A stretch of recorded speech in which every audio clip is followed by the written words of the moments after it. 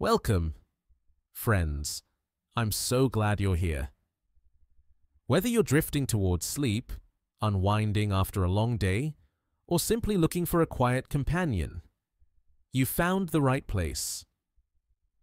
Before we begin, I'd love to know where in the world are you listening from.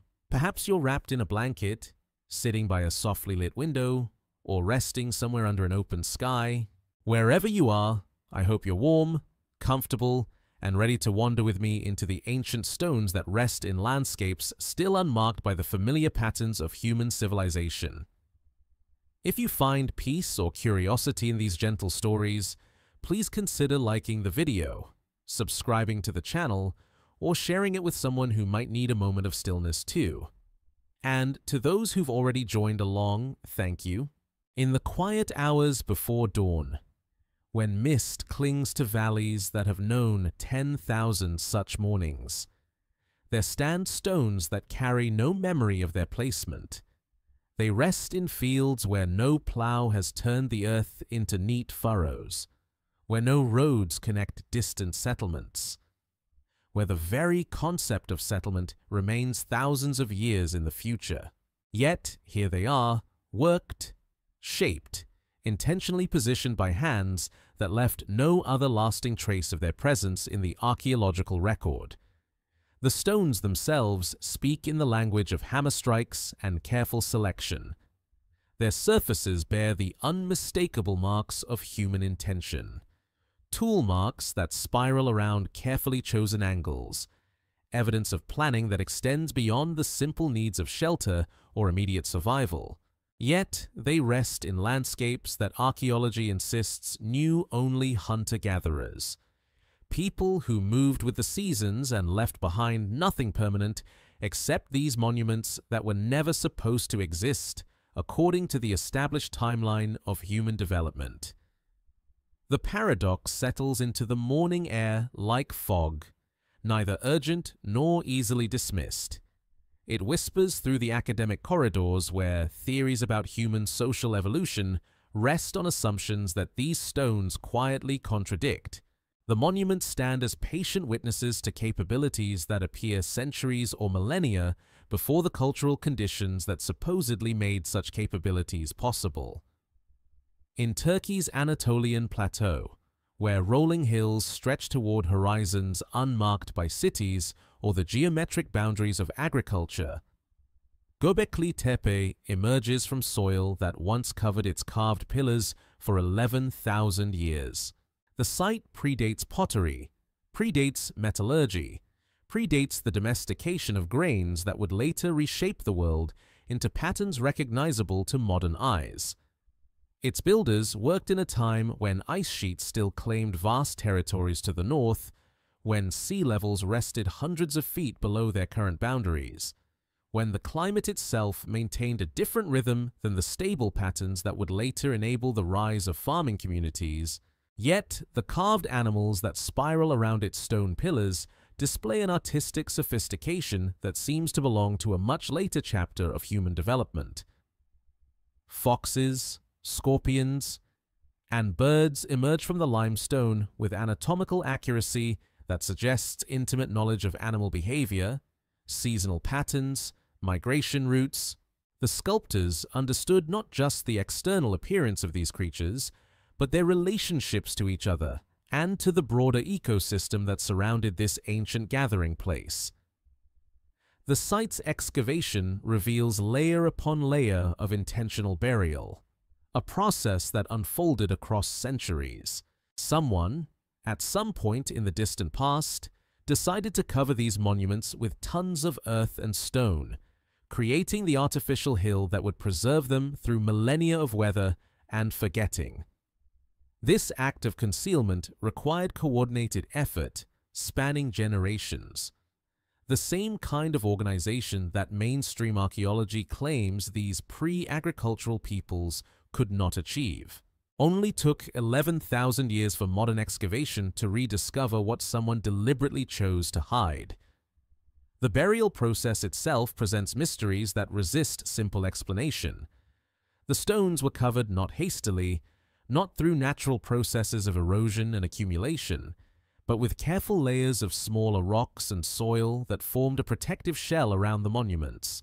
This suggests that the original builders, or their descendants, possessed long-term thinking about preservation that extends beyond immediate practical concerns. They buried their greatest achievements as though planning for a future rediscovery by people who would understand their significance. Similar mysteries emerge from landscapes across the globe with suspicious regularity, as though knowledge of advanced stoneworking techniques appeared simultaneously in cultures that supposedly had no contact with each other. In the Orkney Islands, where Atlantic winds polish stone into smooth curves, and salt spray carries the constant reminder of the sea's presence. Skara Brae reveals stone furniture and sophisticated drainage systems from a time when Britain remained connected to continental Europe by bridges of land and ice. The settlement's preservation beneath sand dunes protected details that should not have survived the harsh North Atlantic climate-carved spirals that echo patterns found in monuments thousands of miles away. Fitted joints that require no mortar yet have weathered millennia of storms. Evidence of mathematical planning in cultures that supposedly possessed no formal mathematics. The stone beds, shelves, and hearths display an understanding of ergonomics and functionality that suggests long observation of human comfort and domestic efficiency. Even more intriguing are the drainage systems that channel water through carefully calculated slopes, preventing the accumulation of moisture that would make these stone dwellings uninhabitable. The builders understood hydraulic principles that would not be formally recognized in engineering texts for thousands of years. They solved problems of water management with solutions that modern construction still employs, yet they did so without the theoretical framework that contemporary engineering education considers essential for such work. The builders of these early monuments left behind no written records, no pottery shards decorated with explanatory symbols, no tool caches that might illuminate their methods. They appear in the archaeological record as ghosts who moved stones and then vanished, leaving only their most permanent works as evidence of their presence. The silence feels intentional, as though they understood that words and smaller artifacts decay while stone endures, carrying its message across millennia without need for translation or interpretation. This absence of documentation presents archaeologists with a peculiar challenge: without written records. The motivations and methods of these ancient builders must be inferred from the monuments themselves. Yet stone tells only part of the story. It reveals the final result, but not the social processes, the planning discussions, the trial and error learning that must have preceded such sophisticated construction.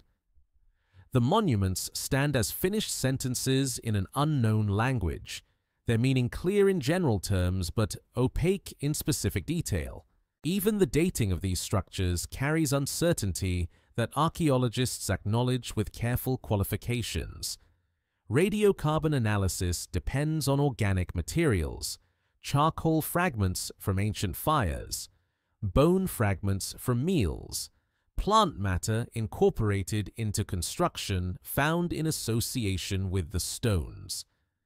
But association proves only proximity, not contemporaneity. The stones themselves, quarried from bedrock that crystallized millions of years before human consciousness evolved, offer no chemical signature that could pinpoint when human hands first shaped their surfaces. The monuments float in time, anchored only by the fragile remains of campfires and food scraps that may or may not relate to their construction. A piece of charcoal found beneath a megalith might date to the structure's construction, or it might represent a later visitor's fire, built centuries after the stones were placed. The distinction carries profound implications for understanding human development, yet the evidence often cannot support definitive conclusions. What emerges from this quiet evidence is a picture of capability existing before the conditions that supposedly made such capability possible. These stone structures represent engineering knowledge appearing before the social complexity that engineering knowledge supposedly requires. They suggest coordination without hierarchical leadership, planning without writing systems, precision without metal tools, astronomical knowledge without formal mathematical notation. The stones rest in their ancient positions like patient teachers, waiting for questions that archaeology has only recently learned to ask.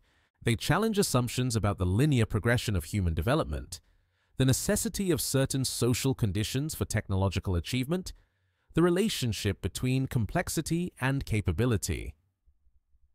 Their presence in pre-agricultural landscapes suggests that human potential may have manifested in ways that current models of cultural evolution do not adequately account for.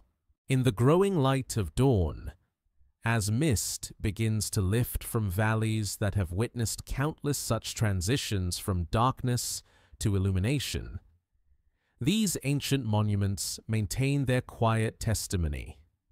They speak not of answers, but of questions that remain unresolved, mysteries that deepen rather than clarify with each new archaeological discovery, stones that continue to exist in defiance of the timelines that were supposed to explain them. The morning light reveals what darkness concealed stones that dwarf the human figures who once moved them into position. At Stonehenge, where chalk downs roll toward horizons unmarked by modern intrusion, the Sarsen stones rest in their ancient circle like sleeping giants who chose this particular spot for reasons that remain locked in geological silence. Each trilithon, those paired uprights crowned with horizontal lintels, required the coordinated effort of hundreds of people working in precise synchronization. Yet the culture that achieved this feat left no evidence of the social structures that such coordination supposedly demands. The weight of these monuments speaks in numbers that resist casual comprehension. The largest Sarsen stones at Stonehenge weigh 50 tons each, rough equivalents to 40 modern automobiles stacked and somehow maneuvered into vertical position without the aid of metal tools, wheeled vehicles, or draft animals. The smaller blue stones, transported from Welsh quarries over 150 miles distant, weigh between 2 and 4 tons apiece, manageable by contemporary standards, impossibly cumbersome for people whose technological toolkit consisted of stone hammers, wooden levers, and rope braided from plant fibers.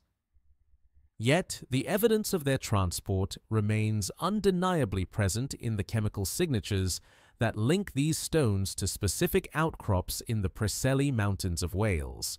Geological analysis confirms what the naked eye cannot detect: these particular rocks crystallized in Welsh bedrock and nowhere else, carrying within their mineral structure the unmistakable fingerprint of their distant origin. Someone, for reasons that archaeology cannot definitively explain, decided that only these specific stones would suffice for this particular monument, despite the availability of suitable local materials. The logistics of this transport challenge modern understanding of prehistoric capabilities. The most direct route from Wales to Salisbury Plain crosses terrain that would have been impassable to people carrying multi-ton stones, steep valleys, unbridged rivers, marshes that would swallow heavy loads.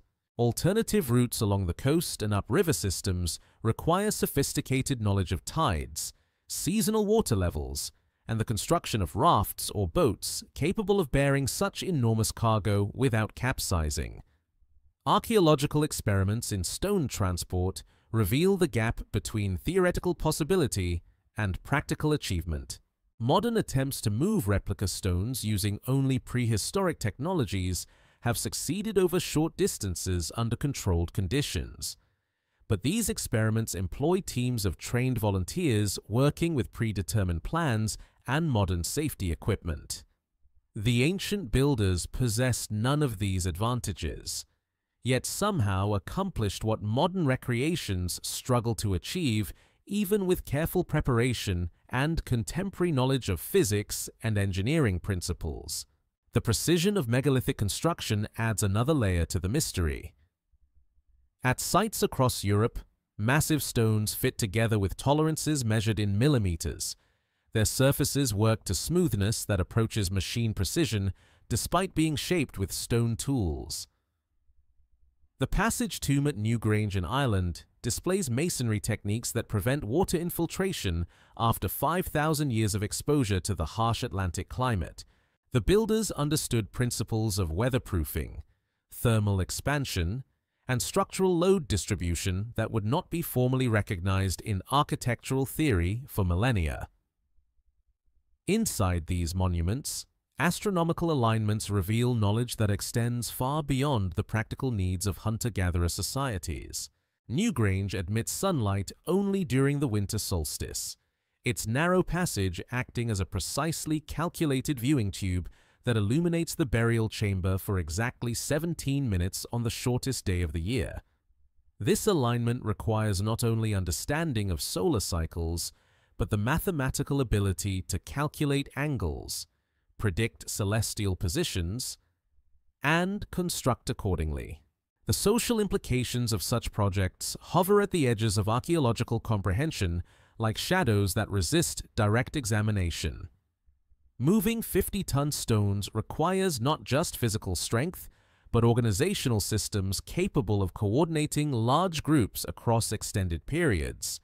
People must be fed, housed, and motivated while contributing to projects that offer no immediate practical benefit. Leadership structures must emerge to direct complex operations, yet the same cultures that built these monuments left no evidence of the hierarchical social organization that such leadership supposedly necessitates. Only took 5,000 years for anyone to seriously question how societies without kings built monuments that required royal levels of organization. The contradiction nestles comfortably in academic discussions, where theoretical models accommodate evidence that should, by all logical reasoning, invalidate those same models. The stones persist in their impossible arrangements, patient witnesses to capabilities that exceed the social conditions thought necessary for their expression. The mystery deepens when similar megalithic traditions appear simultaneously across vast geographical distances. Malta's temple complexes, built from local limestone, display construction techniques nearly identical to those found in Brittany's stone rows. Despite being separated by hundreds of miles of Mediterranean waters, the builders of these distant sites somehow arrived at similar solutions to similar problems without the communication networks that would explain such convergence. In Brittany, the stones of Karnak stretch in parallel rows across landscapes that have known human habitation for thousands of years, yet the alignments themselves predate any known settlement in the region.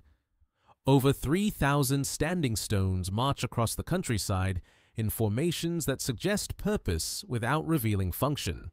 They align with celestial phenomena, follow mathematical progressions, and create acoustic effects that transform the landscape into a kind of stone orchestra. Yet their builders vanished without leaving explanatory texts or even persistent oral traditions. The acoustic properties of megalithic sites reveal another dimension of ancient knowledge that challenges assumptions about primitive capabilities. Many stone circles and passage tombs demonstrate sophisticated understanding of sound amplification, echo patterns, and resonance frequencies. Voices speaking at specific locations within these monuments can be heard clearly throughout the structure, while sounds originating outside are muffled or excluded entirely. The builders engineered acoustic environments with precision that modern concert halls strive to achieve through computer modeling and extensive testing. At the Hypogeum of Hal Saflieni in Malta, underground chambers carved from solid limestone create resonance effects that amplify certain vocal frequencies while dampening others. The result transforms human speech into something approaching musical tones, suggesting that these spaces were designed for specific types of vocal performance or ceremonial activity. The acoustic engineering required for such effects demands understanding of wave physics that would not be formally recognized until the development of modern acoustics. These monuments emerge from landscapes that supposedly knew only simple hunter-gatherer societies, yet they demonstrate capabilities that suggest complex understanding of engineering, astronomy, acoustics, and mathematics. The stones stand as silent testimony to human potential, expressing itself in forms that current models of cultural development struggle to accommodate. They rest in their ancient positions like questions carved in stone, waiting for archaeological theory to develop frameworks adequate to their implications. The weight of intentional placement speaks not just in tons of stone, but in the accumulated evidence of human capability appearing where and when it was not supposed to exist. These monuments suggest that the relationship between social complexity and technological achievement may be more fluid, more mysterious than the linear progressions that archaeology has traditionally assumed. The question of transport haunts the quiet valleys where megalithic monuments rest in splendid isolation, their massive stones bearing no trace of the journey that brought them to these precise locations. Across the landscape, ancient quarries reveal the scars where enormous blocks were extracted from living bedrock. Yet between these sources and the monuments themselves lies terrain that holds no evidence of the roads, ramps, or pathways that such transport would seemingly require. In Egypt's Aswan quarries, granite obelisks lie abandoned in various stages of completion, their surfaces marked by the systematic percussion that ancient workers used to separate stone from bedrock. The unfinished obelisk, weighing over 1,000 tons, rests where it has lain for millennia, its partially severed base still connected to the granite matrix that birthed it. Had this monument been completed and transported to its intended destination, it would have represented the heaviest single stone ever moved by human effort in the ancient world. The techniques visible in these quarries reveal sophisticated understanding of stone's internal structure and fracture patterns. Workers followed natural fissures in the granite, using controlled expansion to split massive blocks along predetermined lines. Holes drilled in precise rows show where wooden wedges were inserted and then soaked with water. The expansion of wet wood providing enough pressure to crack granite along desired planes. The process required patience measured in seasons, knowledge passed through generations, and coordination of effort that left no trace in the historical record. Yet the abandoned state of these quarries presents mysteries that resist straightforward explanation. Why were such enormous projects suddenly abandoned, leaving partially completed monuments to weather in place for thousands of years? The unfinished obelisk shows no evidence of fatal flaws that would have necessitated abandonment. Its surface displays the same quality of workmanship found in completed monuments, suggesting that the work stopped not because of technical failure, but for reasons that remain archaeologically invisible. The transport routes themselves present even deeper puzzles. Modern analysis of megalithic sites reveals that the largest stones often traveled the greatest distances, defying the logical assumption that builders would use the closest available materials. The blue stones of Stonehenge, weighing several tons each, originated in Wales despite the presence of suitable local stone within a few miles of the monument. The motivations for such choices hover beyond the reach of practical explanations, suggesting spiritual or symbolic preferences that left no documentary evidence. Archaeological surveys of the landscape between these quarries and monuments reveal terrain that would have presented formidable obstacles to stone transport. River valleys without bridges, marshy ground that would not support heavy loads, hillsides with gradients that would make hauling massive stones impossibly difficult with the tools available to prehistoric cultures. Modern attempts to recreate these journeys using only ancient technologies have achieved limited success over short distances under ideal conditions. Yet somehow the original builders accomplished these feats repeatedly across challenging terrain. The absence of transport infrastructure adds another layer to the mystery. Roads capable of bearing multi-ton loads leave archaeological traces that persist for millennia, compacted surfaces, drainage systems, evidence of engineering work to level difficult terrain. Yet surveys of the routes between megalithic quarries and construction sites reveal no such evidence. The stones appear to have traveled across landscapes that show no preparation for their passage, as though they moved through terrain that offered no resistance to their transport. In Lebanon's Baalbek, the largest worked stones in the ancient world rest in foundations that required transport from quarries over a mile distant. The stone of the pregnant woman weighs over 800 tons, while the recently discovered stone of the south exceeds 1,000 tons. These megaliths dwarf anything that Roman engineering is known to have accomplished, yet they occupy foundation courses beneath Roman temple complexes, suggesting construction techniques that predate the classical period by centuries or millennia. The quarry that produced these stones reveals evidence of even more ambitious projects. Several blocks that exceed the weight of anything found at Baalbek remain in various stages of extraction, their surfaces showing tool marks consistent with ancient working methods. These abandoned stones suggest that the builders possessed capabilities that extended beyond even their most impressive achievements, as though the monuments that survive represent only a fraction of what they could accomplish. Only took 2,000 years for modern engineering to develop machinery capable of lifting such weights. And even contemporary cranes require carefully prepared surfaces and stable foundations to handle loads approaching these ancient achievements.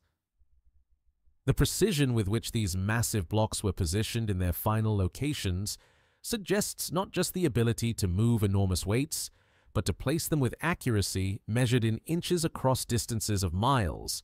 The logistics of megalithic transport reveal gaps in archaeological understanding that extend far beyond simple questions of ancient technology.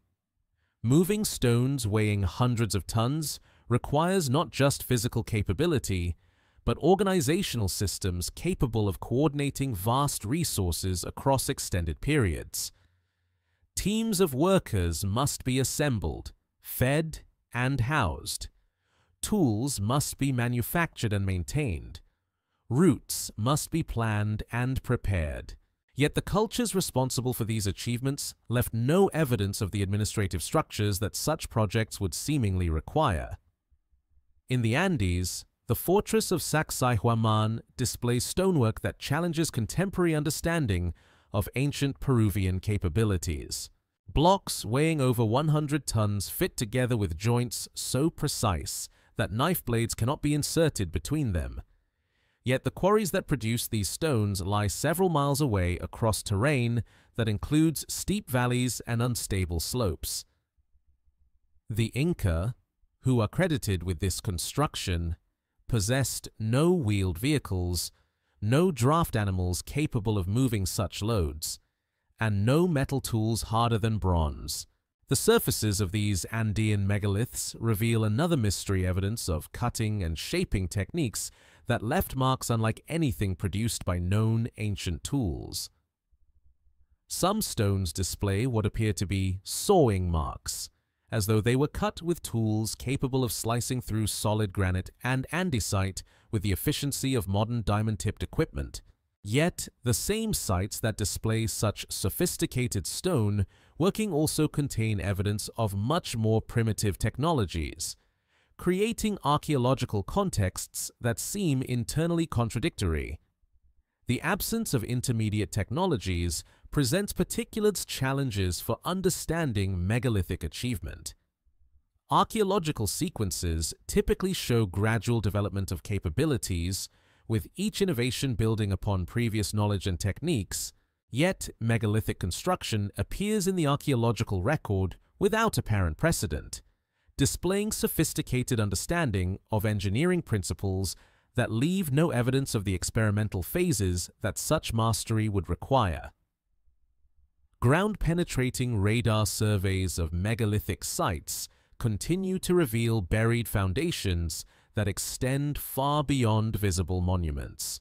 These hidden structures suggest that the stonework visible above ground represents only a fraction of ancient construction projects, implying capabilities that exceeded even the impressive achievements that have survived to the present day. The buried portions of these sites await excavation that may reveal construction techniques and organizational capabilities that challenge current understanding of prehistoric human societies. The quarries stand empty now, their surfaces weathered by millennia of exposure to wind and rain. Yet the stones they once contained continue to pose questions about human capability, ancient knowledge, and the technologies that leave no trace in the archaeological record except their impossible achievements. The surfaces of ancient megaliths speak in a language of precision that should not exist in the archaeological record of Copper Age societies. At Puma Punku in Bolivia, where the Altiplano stretches toward horizons marked by snow-capped peaks, andesite blocks display flat surfaces accurate to within fractions of millimeters across spans measured in meters. The precision approaches tolerances achieved by modern machine tools. Yet these monuments predate the development of iron by centuries, existing in a technological context where the hardest available metal tools consisted of copper and bronze implements incapable of working the volcanic stone from which these blocks were carved.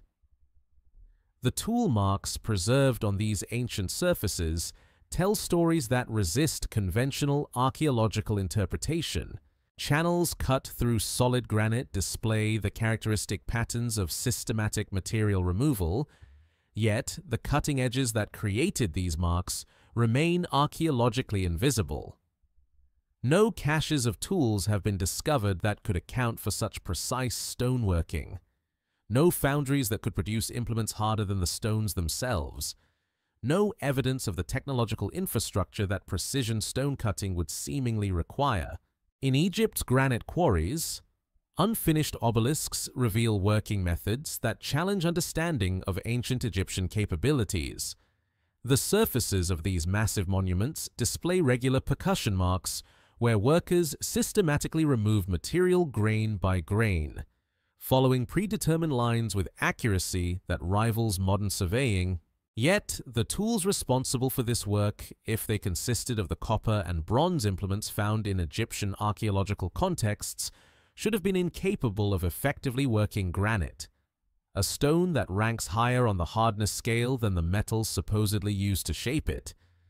Experimental archaeology has attempted to replicate these ancient stoneworking techniques using tools reconstructed from archaeological evidence. Copper chisels and bronze implements, when applied to granite and similar hard stones, quickly become dulled and deformed, requiring constant resharpening and replacement. The amount of time and tool replacement necessary to complete even small sections of megalithic stonework extends beyond practical possibility, suggesting that either the ancient builders possessed tools not reflected in the archaeological record or employed working methods that remain fundamentally misunderstood. The precision of megalithic joints presents additional challenges to conventional understanding. At Sacsayhuaman in Peru, stones weighing multiple tons fit together with tolerances measured in fractions of inches, their irregular surfaces matching perfectly across complex three-dimensional curves. Each block represents a unique shape that could only fit in one specific position. Yet the builders achieved this precision without the measuring instruments, mathematical notation, or metal tools that modern engineering considers essential for such work. The surfaces of these precisely fitted stones reveal working marks that suggest cutting and shaping techniques beyond the capabilities of known ancient tools.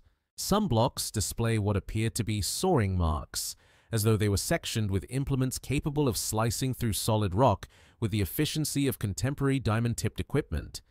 Yet these same sites show no evidence of the advanced metallurgy that would be necessary to produce tools capable of such performance. Only took 5,000 years for human technology to develop cutting tools capable of replicating the precision visible on ancient megalithic surfaces. and even modern equipment requires electrical power, industrial infrastructure, and sophisticated alloy composition to achieve comparable results. The ancient builders accomplished similar precision using technologies that left no trace in the archaeological record except their impossible achievements. The mathematical relationships embedded in megalithic construction reveal knowledge that extends far beyond the practical requirements of stone cutting. The proportions of Egyptian pyramids encode geometric ratios that would not be formally recognized in mathematical theory for millennia.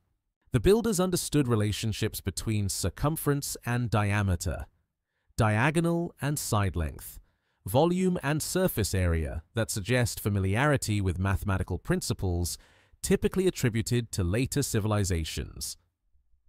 At the Giza complex, the Great Pyramid's dimensions encode the ratio pi to several decimal places, despite being constructed by a civilization that supposedly possessed no formal mathematical notation for such concepts. The monument's base perimeter, when divided by its height, produces the mathematical constant that describes the relationship between a circle's circumference and radius. This precision suggests not accidental approximation, but intentional design based on mathematical knowledge that exceeds the capabilities typically attributed to pyramid-building cultures. The acoustic properties of precisely cut stone chambers reveal another dimension of ancient knowledge that challenges conventional understanding of prehistoric capabilities. Many megalithic sites demonstrate sophisticated understanding of resonance frequencies, sound amplification, and echo control. The stone chambers achieve these effects through precise dimensional relationships and surface finishes that require mathematical understanding of wave behavior and acoustic engineering principles. Inside the Great Pyramid, the King's Chamber displays acoustic properties that transform human speech into resonant tones, suggesting that the space was designed for specific types of vocal performance or ceremonial activity. The chamber's dimensions create standing wave patterns that amplify certain frequencies while dampening others, effects that can only be achieved through careful calculation of room proportions and surface treatments. Yet, the builders accomplished this acoustic engineering without the theoretical framework that modern acoustics considers necessary for such precise control of sound behavior. The precision extends beyond individual monuments to encompass entire complexes that demonstrate coordinated planning across vast scales. At Giza, the alignment of three major pyramids mirrors the pattern of stars in Orion's belt with accuracy that requires sophisticated astronomical observation and mathematical calculation. The builders possessed not only the stone-cutting techniques necessary to construct these monuments, but the surveying capabilities required to position them according to celestial coordinates. Ground-penetrating radar surveys continue to reveal buried chambers and passages within megalithic sites, suggesting that the precision visible on external surfaces extends throughout these structures' hidden interiors. Many of these spaces remain unexcavated, their exact dimensions and finishing quality unknown. But their presence implies that ancient builders maintained consistent standards of precision even in portions of their work that would never be visible to observers. The mystery deepens when similar levels of precision appear simultaneously at megalithic sites across vast geographical distances. Monuments in Egypt, Peru, and Bolivia display comparable stoneworking techniques despite being separated by oceans and continents. The convergence suggests either direct contact between ancient civilizations or independent development of identical advanced technologies, both possibilities that challenge conventional understanding of prehistoric human capabilities and cultural diffusion. The tool marks preserved on ancient megalithic surfaces continue to resist identification with any implements found in archaeological contexts. The cutting patterns suggest technologies that combine the precision of modern machine tools with capabilities that extend beyond anything in the contemporary engineering toolkit. These ancient surfaces bear witness to human knowledge that expressed itself in stone but left no other trace in the archaeological record, creating monuments that continue to challenge understanding of what prehistoric cultures could achieve with tools that were supposedly primitive by modern standards. The precision speaks not just in measurements and tolerances, but in the accumulated evidence of capabilities that appeared without apparent precedent and vanished without leaving technological successors. These ancient stones bear the marks of knowledge that manifested briefly in human history and then disappeared, leaving only its most permanent expressions carved in surfaces that continue to defy explanation. The stones remember celestial movements that their builders recorded without writing, encoding astronomical knowledge in monuments that serve as eternal calendars carved from rock that will outlast any written record. Across the world's megalithic sites, alignments point towards celestial events with precision that suggests not casual observation, but systematic study of sky patterns across generations of careful watching and mathematical calculation. At Newgrange in Ireland, where rolling hills meet horizons unchanged since the monument's construction 5,000 years ago, the winter solstice transforms an ancient passage tomb into a precisely calibrated astronomical instrument. On the shortest day of the year, sunlight penetrates the monument's narrow entrance for exactly 17 minutes, traveling down a 60-foot corridor to illuminate the burial chamber at the structure's heart. This alignment requires mathematical understanding of solar cycles, seasonal variations, and the geometric relationships between monument orientation and celestial mechanics. The precision of this alignment extends beyond simple directional pointing. The entrance aperture above the monument's doorway, called the roof box, frames the rising sun with calculated accuracy that accounts for changes in solar declination across centuries. The builders understood that Earth's axial tilt creates variations in sunrise positions throughout the year, and they engineered their monument to capture sunlight only during the brief period when the sun reaches its southernmost rising point. Archaeological investigation reveals that similar astronomical alignments appear at megalithic sites across Europe, suggesting widespread knowledge of celestial mechanics among cultures that supposedly lacked the mathematical framework necessary for such calculations. Stone circles in Scotland align with lunar standstills, the extreme northern and southern positions that the moon reaches during its complex 18.6-year cycle.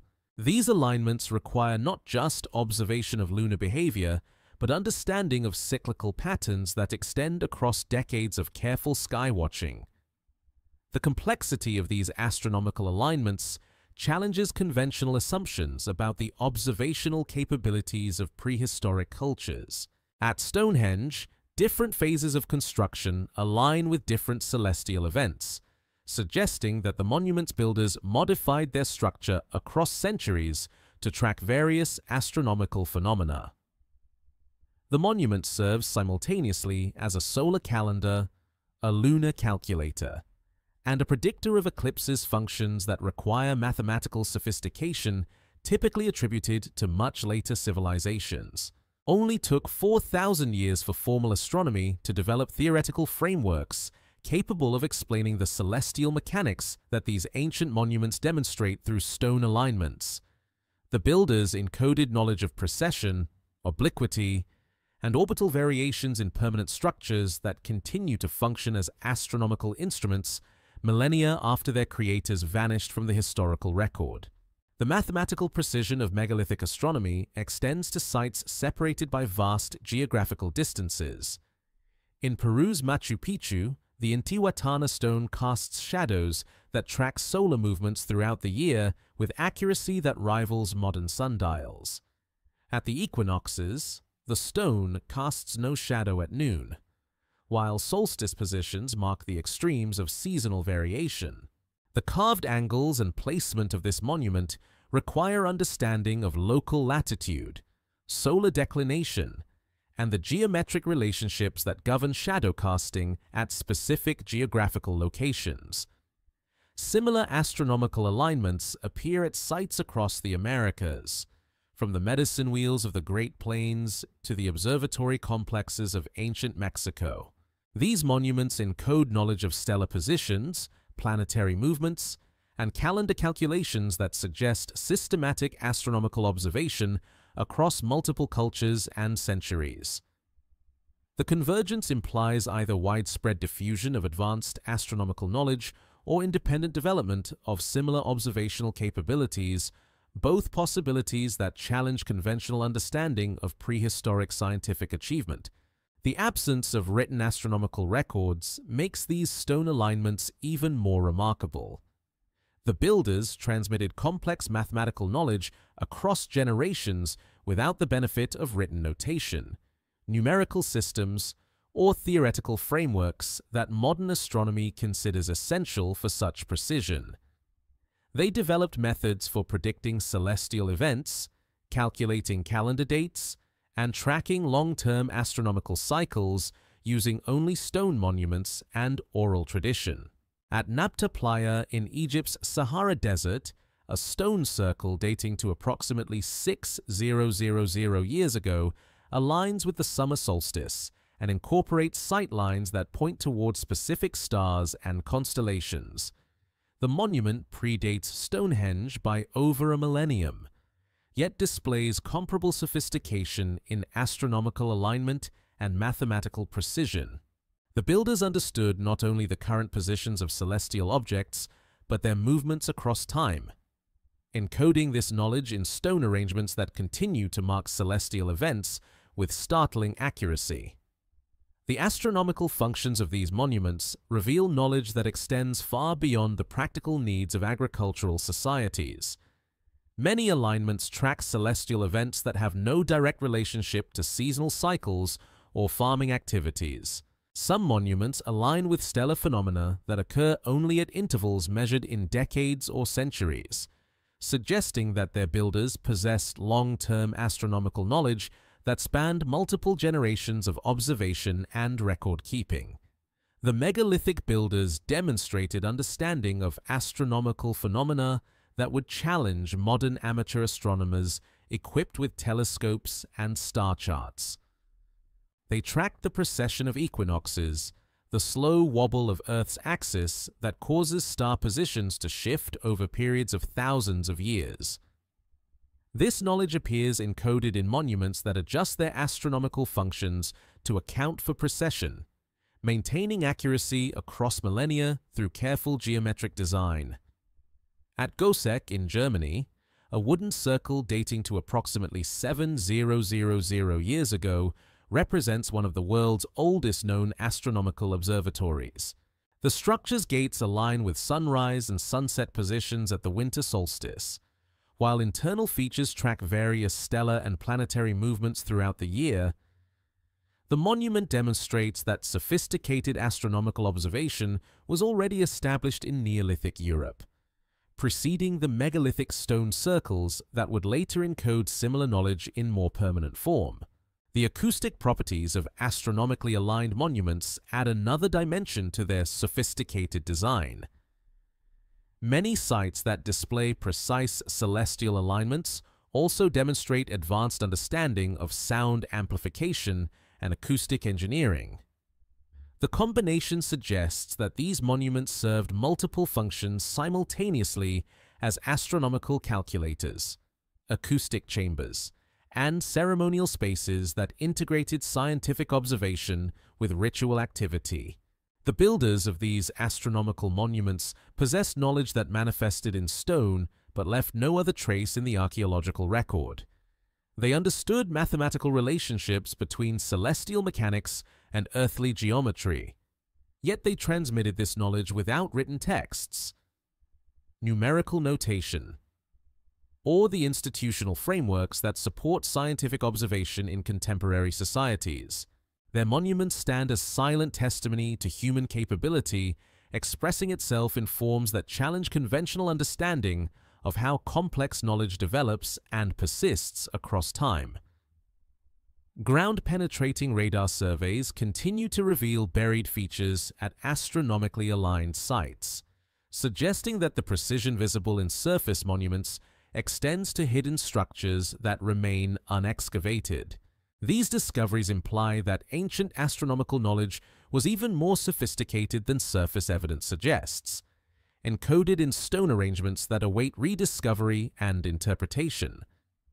The stones maintain their celestial appointments with unwavering precision, marking astronomical events that their builders calculated without the benefit of modern instruments or theoretical frameworks. They serve as permanent reminders that human knowledge can manifest in forms that transcend the technological limitations of their time, creating monuments that continue to function as astronomical instruments millennia after their creators faded into historical silence. Sound moves through ancient stone chambers in ways that reveal knowledge of acoustic principles that would not be formally recognized until the development of modern architectural acoustics. At megalithic sites across the world, carved spaces amplify human voices with precision that transforms ordinary speech into resonant tones, creating acoustic environments that suggest the builders understood wave behavior, frequency response, and the mathematical relationships that govern sound propagation through enclosed spaces.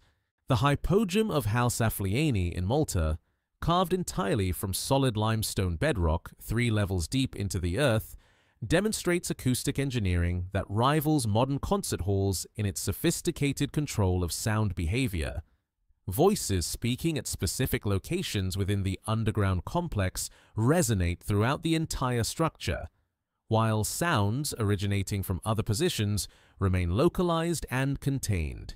The effect requires precise calculation of chamber dimensions, ceiling heights, and wall angles that create standing wave patterns capable of amplifying certain frequencies while dampening others.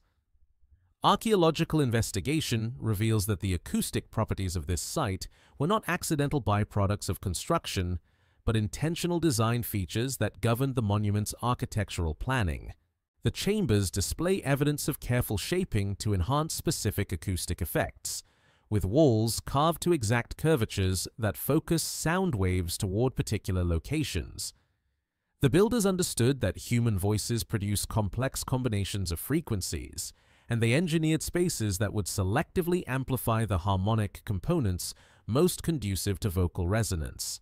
The precision of megalithic acoustics extends to sites separated by vast geographical distances, suggesting widespread knowledge of sound engineering principles among cultures that supposedly lacked the mathematical framework necessary for such sophisticated acoustic design. At Newgrange in Ireland, the passage tomb's interior demonstrates acoustic properties nearly identical to those found at Mediterranean sites, despite being constructed with different materials in a completely different geographical context. Inside Newgrange's central chamber, sounds produced near the entrance travel through the 60-foot passage and emerge in the burial chamber with remarkable clarity and amplification. The effect transforms whispers into clearly audible speech and gives musical tones a resonant quality that enhances their harmonic content.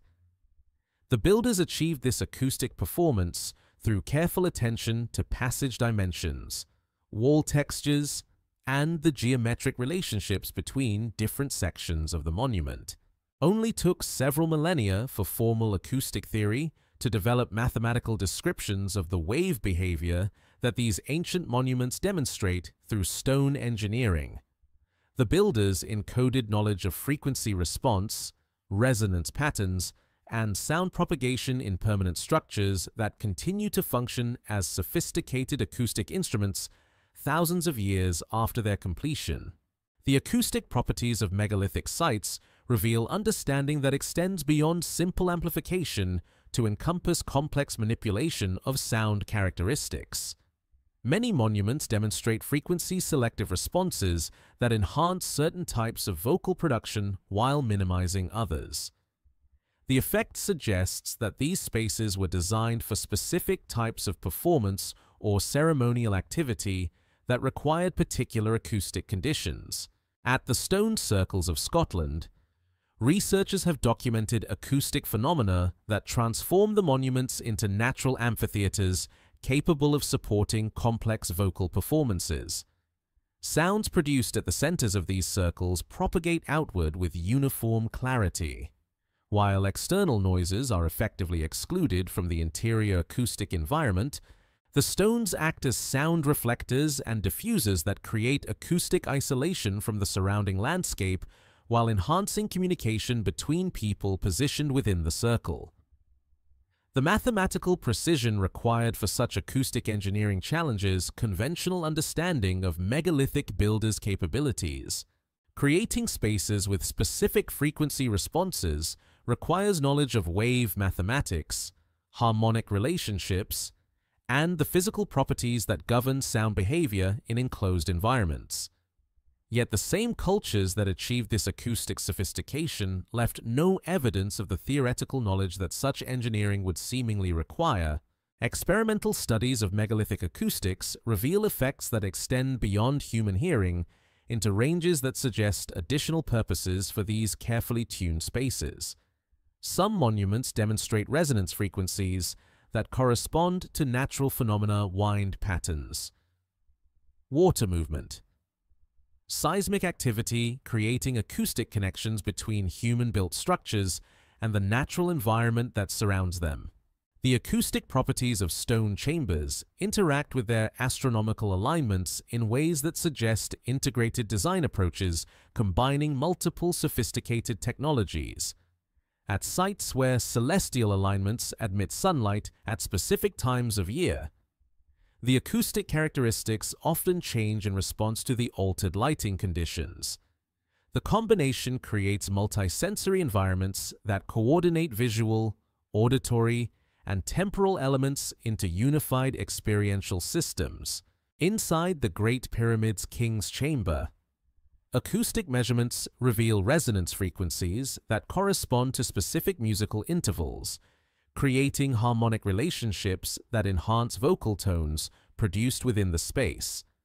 The chamber's dimensions generate standing wave patterns that amplify certain frequencies while suppressing others, effectively tuning the space like a massive musical instrument.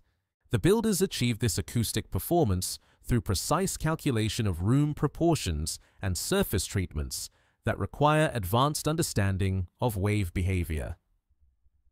The builders of these acoustic monuments possess knowledge of sound engineering that manifested in stone but left no other trace in the archaeological record. They understood mathematical relationships between space geometry and sound behavior, yet they transmitted this knowledge without written texts, musical notation, or the institutional frameworks that support acoustic research in contemporary societies. Their monuments stand as permanent demonstrations of human capability, expressing itself in forms that challenge conventional understanding of prehistoric scientific achievement. Ground-penetrating radar surveys continue to reveal hidden chambers within acoustically sophisticated megalithic sites, suggesting that the sound engineering visible in accessible spaces extends to buried portions of these monuments that remain unexcavated. Many of these hidden chambers may possess acoustic properties that exceed anything currently documented at megalithic sites, implying that ancient sound engineering was even more advanced than surface evidence suggests. The acoustic mysteries deepen when similar sound engineering techniques appear at sites that supposedly had no contact with each other. Monuments in Ireland, Malta, Peru, and Egypt demonstrate comparable acoustic sophistication despite being separated by oceans and continents. The convergence suggests either direct transmission of acoustic knowledge between ancient civilizations or independent development of identical sound engineering principles, both possibilities that challenge conventional models of technological diffusion and cultural development. Modern attempts to recreate megalithic acoustic effects using contemporary knowledge and construction techniques have achieved only partial success. Despite access to computer modeling, precision instruments, and advanced materials. The ancient builders accomplished acoustic engineering that contemporary architecture struggles to replicate, creating sound environments whose performance continues to exceed modern understanding of the principles that govern their operation. The stone chambers maintain their acoustic properties with consistency that spans millennia, their carefully calculated dimensions continuing to produce the same resonance effects that their builders engineered thousands of years ago. They serve as permanent demonstrations that human knowledge can manifest in forms that transcend the apparent technological limitations of their historical context, creating monuments whose acoustic sophistication continues to challenge contemporary understanding of what prehistoric cultures could achieve through stone engineering and mathematical knowledge encoded in permanent architectural form. The joints between massive stones speak in the language of impossible precision, their surfaces meeting along irregular three-dimensional curves that fit together with tolerances measured in fractions of millimeters. At Sacsayhuaman in Peru, where Andean peaks rise toward horizons unmarked by modern intrusion, blocks weighing hundreds of tons rest against each other in interlocking patterns that have withstood centuries of earthquakes without mortar, without metal reinforcement, without any binding agent except the mathematical perfection of their carved surfaces. The precision of these joints defies conventional understanding of ancient stone working capabilities. Each block represents a unique shape that could only fit in one specific position within the structure. Yet the builders achieved this three-dimensional puzzle using tools that archaeology insists consisted only of bronze implements and stone hammers. The surfaces display no evidence of trial and error fitting, no adjustment marks that would indicate gradual refinement of the joint interfaces. The stones appear to have been carved to final dimensions before placement, suggesting understanding of spatial relationships that extends beyond direct measurement and physical testing. Archaeological investigation reveals joint tolerances that approach the precision of modern machine work.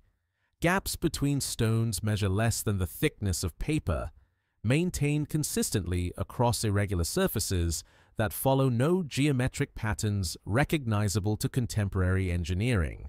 The builders shaped each block according to the unique contours of its neighbors, creating interlocking systems where removal of any single element would destabilize the entire structure.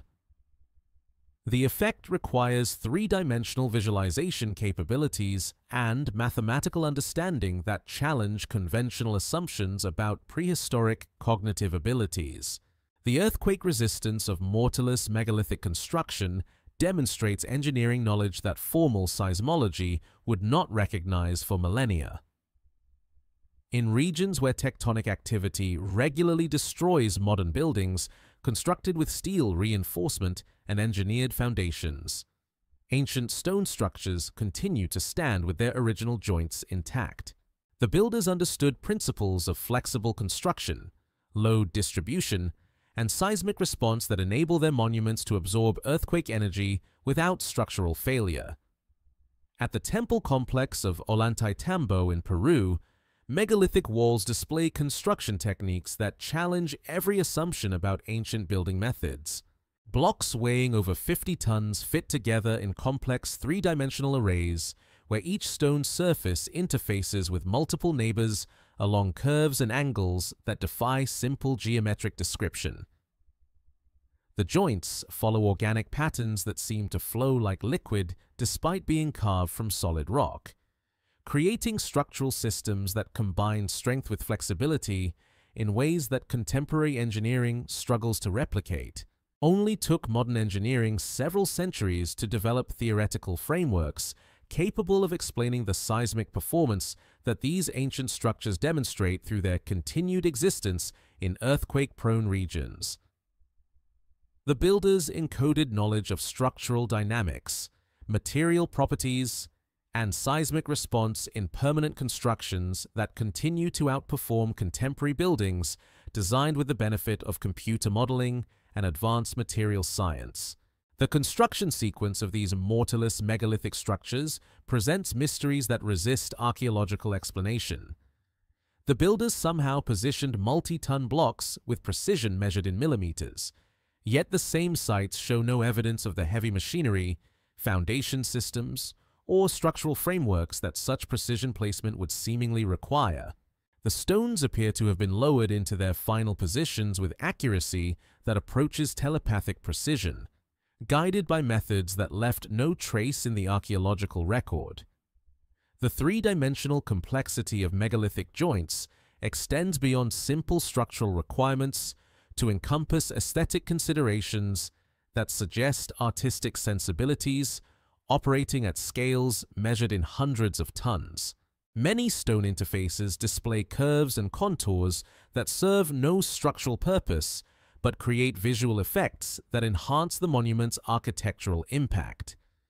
The builders treated massive blocks as sculptural elements, shaping their surfaces to create flowing patterns that transform utilitarian construction into artistic expression. The mathematical relationships embedded in mortarless megalithic construction reveal knowledge that extends far beyond the practical requirements of earthquake-resistant building. The proportions of individual blocks, the ratios between different structural elements, and the geometric relationships that govern joint patterns encode mathematical principles that would not be formally recognized for centuries after these monuments' completion. The builders understood spatial mathematics at levels that exceed the capabilities typically attributed to their cultures. In Bolivia's Pumapunku, andesite blocks display joint precision that challenges contemporary stoneworking capabilities. The surfaces meet along complex three-dimensional curves that maintain consistent gaps measured in fractions of millimeters across spans of several meters. The precision approaches tolerances achieved by modern machine tools. Yet these monuments predate metallurgy advanced enough to produce cutting implements capable of such performance. The builders achieved machine-level precision using technologies that remain archaeologically invisible. The acoustic properties of precisely fitted megalithic joints reveal another dimension of ancient engineering knowledge that challenges conventional understanding of prehistoric capabilities. The tight interfaces between stones create acoustic seals that prevent sound leakage while allowing controlled resonance within structural cavities. Many megalithic sites demonstrate that their builders understood not only the structural properties of mortarless construction, but its acoustic implications, engineering joints that serve simultaneous structural and acoustic functions. The durability of mortarless megalithic construction exceeds that of contemporary building techniques designed with the benefit of advanced materials and engineering theory. Modern structures built with steel reinforcement and engineered concrete typically require maintenance and repair within decades of completion.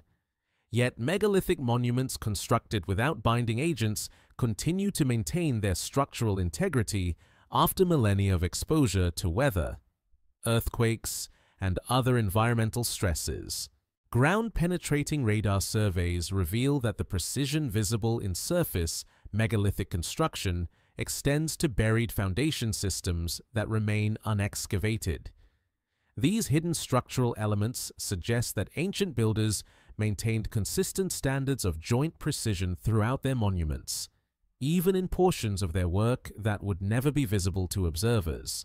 The implications extend beyond simple structural engineering to encompass organizational capabilities that could coordinate precision construction across entire building projects. The mystery deepens when similar mortarless construction techniques appear at megalithic sites separated by vast geographical distances. Monuments in Peru, Bolivia, Egypt, and Lebanon display comparable joint precision despite being built by cultures that supposedly had no contact with each other. The convergence suggests either direct transmission of advanced construction knowledge between ancient civilizations or independent development of identical engineering solutions, both possibilities that challenge conventional understanding of technological development and cultural diffusion. Modern attempts to recreate mortarless megalithic construction using contemporary tools and techniques have achieved only limited success.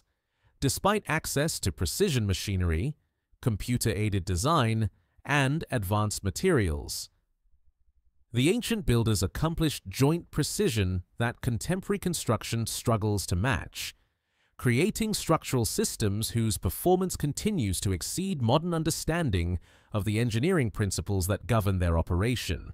The stones maintain their impossible precision with consistency that defies conventional understanding of how stone behaves under stress, temperature variations, and seismic loading.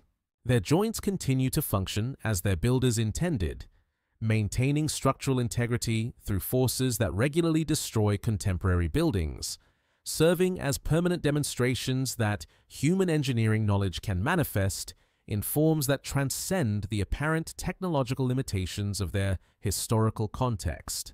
The silence of radiocarbon dating hangs over megalithic monuments like morning mist, obscuring the temporal boundaries that would anchor these structures in archaeological chronologies. Stone itself carries no carbon signature, no organic residue that could surrender to laboratory analysis and reveal the moment when human hands first shaped its crystalline structure. The monuments exist in a kind of temporal suspension, their construction dates floating in uncertainty despite their undeniable physical presence in landscapes that have witnessed millennia of human occupation. Archaeological dating relies on association rather than direct measurement, linking megaliths to organic materials found in their vicinity, charcoal fragments from ancient fires, bone fragments from ritual deposits, plant matter incorporated into construction fills. Yet, association proves only proximity, not contemporaneity. A piece of charcoal discovered beneath a megalithic foundation might date to the monument's construction, or it might represent the remains of a campfire built centuries later by visitors who sheltered beside an already ancient structure. The challenge deepens when radiocarbon dates from megalithic sites produce results that span thousands of years, creating temporal ranges so broad that they accommodate multiple distinct cultures and technological periods. At Göbekli Tepe in Turkey, organic materials associated with the site's megalithic pillars yield dates that extend across nearly 2 millennia, suggesting either extremely prolonged construction periods or multiple phases of use that blur the distinction between building, rebuilding, and ritual maintenance. The precision that characterizes megalithic construction contrasts sharply with the imprecision that characterizes their dating. Monuments built with mathematical accuracy measured in millimeters exist within chronological frameworks, measured in centuries or millennia. The temporal uncertainty creates archaeological contexts where structures displaying advanced engineering capabilities float through time periods that supposedly lacked the social complexity necessary for such achievements. Only took several decades of radiocarbon dating to reveal the extent of temporal uncertainty surrounding megalithic monuments. Yet the implications of this uncertainty continue to challenge archaeological interpretation. The dates that emerge from laboratory analysis often contradict the cultural sequences that traditional archaeology has constructed to explain human development, creating chronological paradoxes that resist resolution through conventional theoretical frameworks. The contamination of organic samples adds another layer of complexity to megalithic dating. Ancient carbon can be contaminated by younger organic materials that infiltrate archaeological deposits through root systems, animal activity, or groundwater movement. The result produces dates that may be significantly younger than the actual construction periods, creating chronological distortions that push megalithic achievements into later time periods where they seem more archaeologically plausible. Conversely, older carbon can contaminate younger samples through the incorporation of ancient organic materials into construction contexts.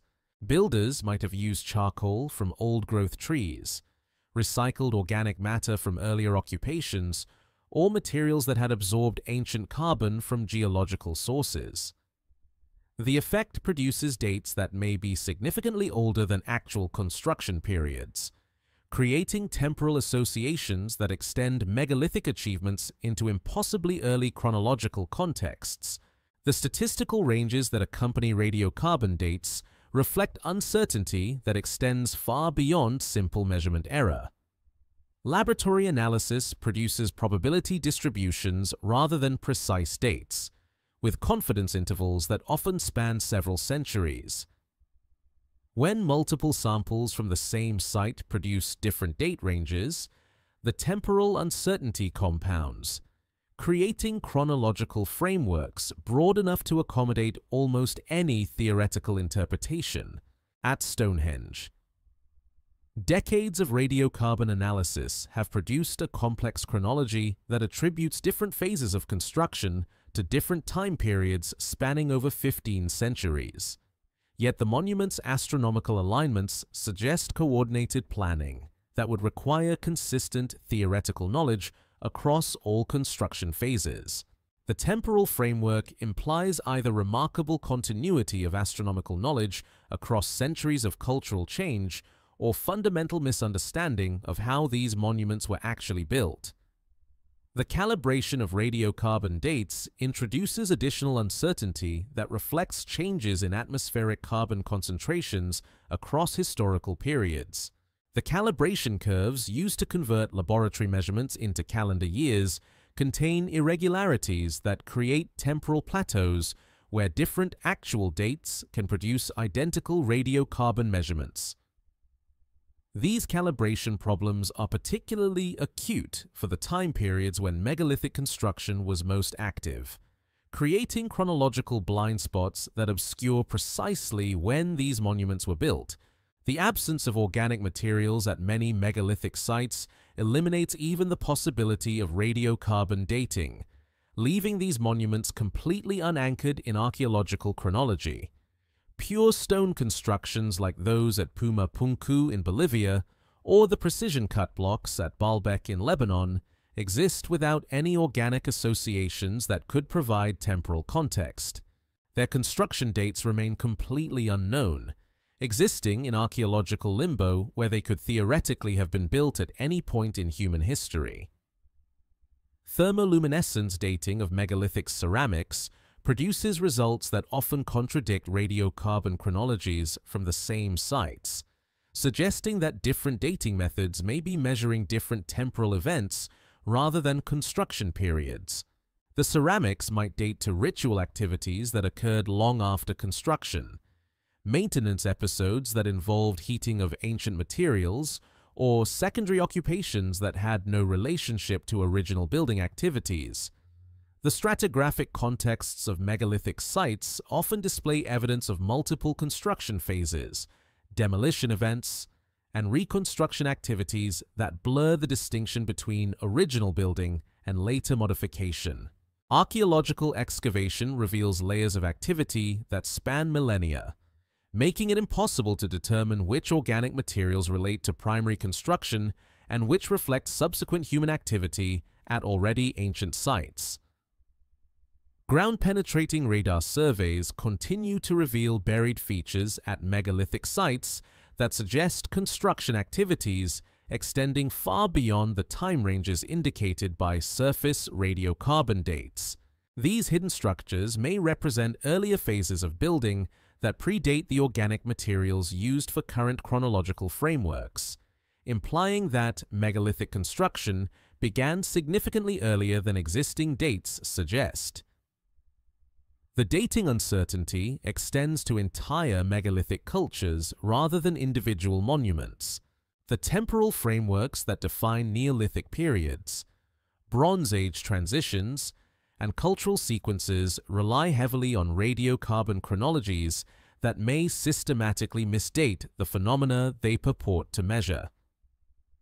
If megalithic construction occurs significantly earlier or later than current dating suggests, then entire archaeological periods may require redefinition. Modern attempts to improve megalithic dating through new analytical techniques continue to produce results that complicate rather than clarify temporal understanding. Advanced laboratory methods reveal contamination sources, calibration problems, and measurement uncertainties that previous analyses had not detected, suggesting that chronological frameworks built on decades of radiocarbon dating may rest on fundamentally unreliable foundations. The monuments maintain their physical reality despite temporal uncertainty, their engineered precision and acoustic properties functioning regardless of when they were constructed. They serve as permanent reminders that human capability can manifest in forms that transcend the chronological frameworks used to organize archaeological understanding, creating achievements whose temporal context remains as mysterious as their construction methods and original purposes.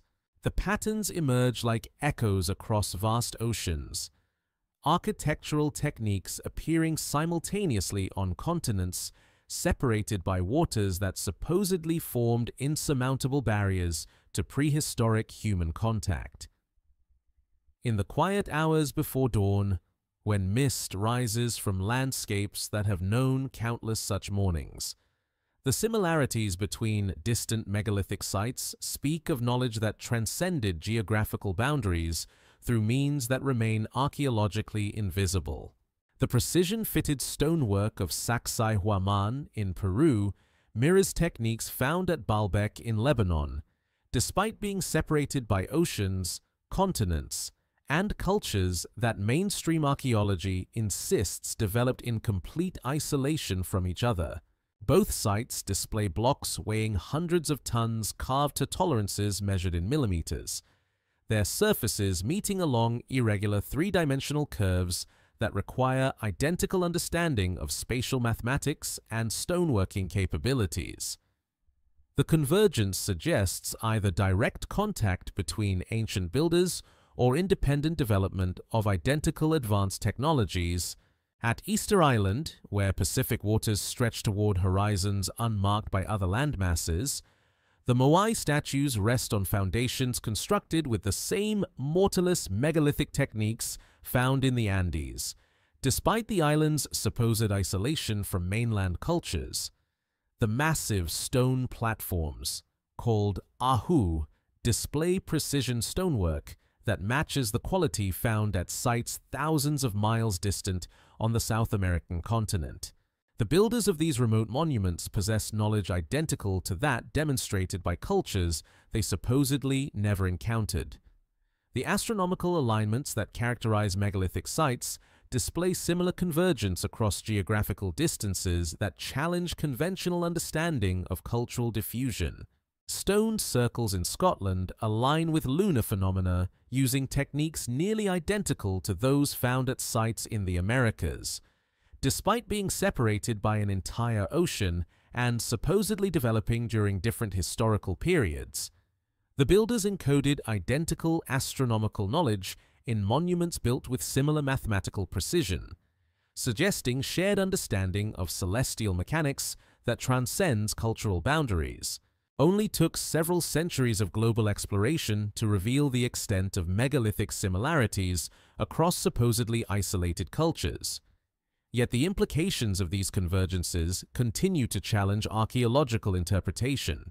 The patterns suggest either advanced maritime capabilities that enabled prehistoric contact between distant continents or parallel development of identical sophisticated technologies, both possibilities that contradict established models of ancient human capabilities and cultural evolution.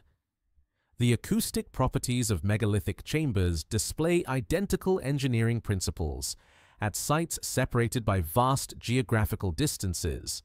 Underground complexes in Malta demonstrate sound amplification techniques nearly identical to those found in chambers beneath pyramids in Egypt, despite being built by cultures that archaeology insists had no contact with each other.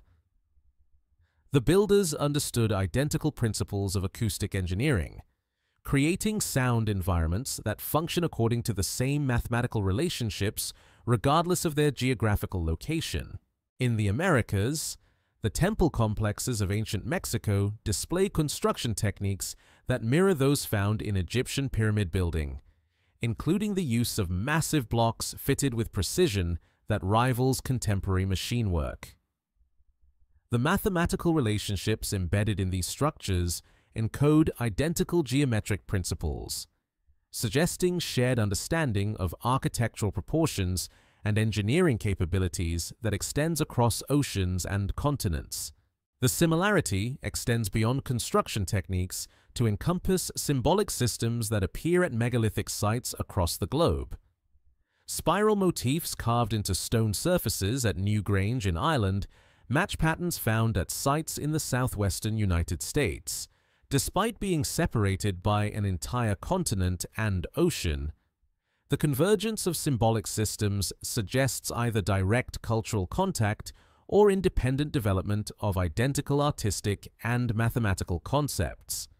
The transportation of massive stones over impossible distances appears as a common characteristic of megalithic sites, regardless of their geographical location. Builders in Britain transported blue stones from Wales across terrain that should have been impassable to prehistoric technologies, while constructors in Peru moved blocks weighing hundreds of tons across mountain valleys that present similar logistical challenges. The solutions to these transport problems display identical engineering approaches despite being implemented by cultures that supposedly never communicated.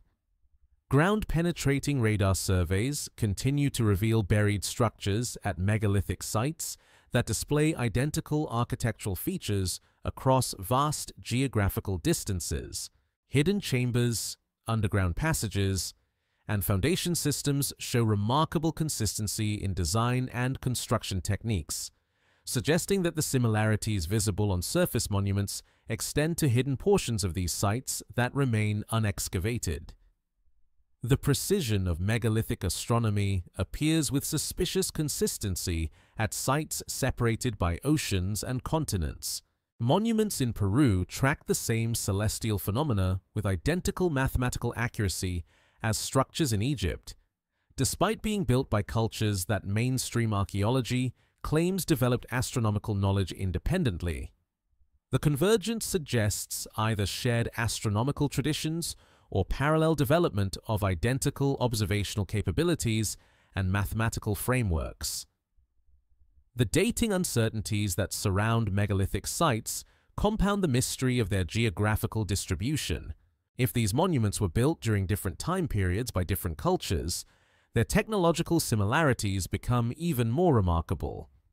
If they were constructed contemporaneously by cultures in regular contact, then prehistoric maritime capabilities far exceeded conventional archaeological estimates of ancient seafaring abilities. The mystery deepens when identical megalithic techniques appear at sites that display no other cultural similarities. Populations that used different tool technologies, produced different ceramic styles, and practiced different subsistence strategies nonetheless, built monuments using identical advanced stoneworking methods. The technological convergence occurs without broader cultural similarity, suggesting that megalithic knowledge represented a specialized body of information that could be transmitted independently of other cultural practices. Modern attempts to explain megalithic similarities through cultural diffusion models require prehistoric maritime capabilities that exceed anything documented in the archaeological record of ancient seafaring. The transportation of people, knowledge, and possibly materials across oceanic distances would necessitate navigational abilities, vessel construction techniques, and organizational capabilities that challenge conventional understanding of prehistoric human achievements. The alternative explanation: independent development of identical sophisticated technologies presents equally challenging implications for understanding human cognitive capabilities and technological innovation. The convergence would suggest that human intelligence naturally tends towards specific solutions when confronted with similar engineering challenges, regardless of cultural context or geographical isolation. The patterns persist across continents like whispers of forgotten knowledge, architectural techniques that somehow transcended the barriers that supposedly separated ancient cultures.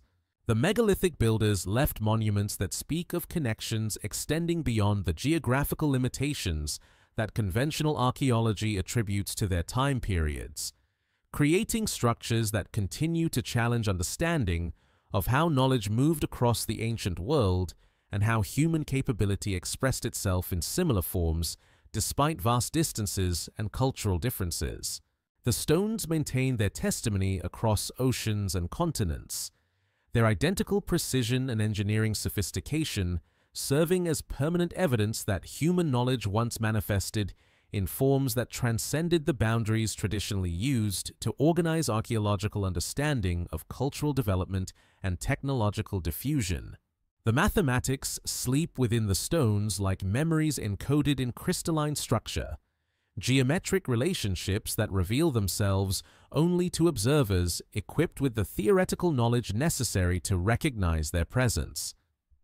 At megalithic sites across the world, the proportions of ancient monuments embed mathematical constants and geometric ratios that would not be formally discovered by academic mathematics for centuries or millennia after their construction in permanent stone. The Great Pyramid at Giza encodes the ratio pi within its fundamental dimensions with precision that approaches modern mathematical constants. The monument's base perimeter, when divided by twice its original height, produces the value 3.14159 to several decimal places, the same mathematical relationship that describes the ratio between a circle's circumference and its diameter. The builders achieved this precision through careful planning and construction techniques that demonstrate understanding of geometric principles typically attributed to much later civilizations. Archaeological investigation reveals that this mathematical encoding was intentional rather than accidental, embedded in the pyramid's design through proportional relationships that govern multiple aspects of its construction. The monument's internal chambers display dimensional ratios that incorporate the same mathematical constants, suggesting systematic application of geometric knowledge throughout the structure's architectural planning. The builders possessed not only practical construction skills, but theoretical understanding of mathematical relationships that formal mathematics would not recognize for millennia. The golden ratio appears with suspicious frequency in megalithic architecture, despite being supposedly unknown to the cultures responsible for these monuments. At Stonehenge, the proportional relationships between different structural elements encode the value 1.618034, the mathematical constant that describes optimal aesthetic proportions, and appears throughout natural systems from spiral galaxies to flowering plants. The builders incorporated this ratio into their monument's design through dimensional relationships that create visual harmony according to mathematical principles they supposedly did not understand. Only took several millennia for formal mathematics to develop theoretical frameworks capable of explaining the geometric relationships that these ancient monuments demonstrate through architectural proportions. The builders encoded mathematical knowledge in permanent structures that continue to reveal their sophistication to observers equipped with appropriate analytical tools and theoretical understanding. The astronomical alignments of megalithic sites incorporate mathematical relationships that extend far beyond simple directional pointing towards celestial objects. At Newgrange in Ireland, the monument's dimensions create geometric relationships that encode the mathematical constants governing Earth's orbital mechanics, axial tilt, and rotational period. The builders understood not only observational astronomy, but the mathematical principles that describe planetary motion according to relationships that formal astronomy would not recognize until the development of modern celestial mechanics. In Peru's Machu Picchu, the proportional relationships between different architectural elements incorporate mathematical constants that describe the geometric properties of regular polygons, spherical trigonometry, and three-dimensional coordinate systems. The builders applied advanced mathematical knowledge to construction projects that required understanding of spatial relationships extending far beyond practical building requirements. The mathematical encoding suggests theoretical knowledge that exceeded immediate architectural needs. The harmonic ratios embedded in megalithic acoustic chambers reveal understanding of mathematical relationships that govern sound wave behavior, frequency interactions, and resonance phenomena. At the hypogeum in Malta, the chamber dimensions create acoustic effects based on mathematical ratios that correspond to musical intervals, harmonic relationships that formal acoustics would not recognize until the development of modern wave theory and frequency analysis. The precision of megalithic mathematics extends to dimensional relationships that incorporate multiple mathematical constants simultaneously within single architectural systems. The builders created monuments that encode pi, the golden ratio, harmonic proportions, and astronomical constants through overlapping geometric relationships that suggest systematic application of advanced mathematical knowledge rather than accidental approximation of optimal proportions. Ground-penetrating radar surveys continue to reveal buried features at megalithic sites that display identical mathematical relationships in their hidden architectural elements, suggesting that ancient builders maintained consistent geometric standards throughout their monuments, even in portions that would never be visible to observers.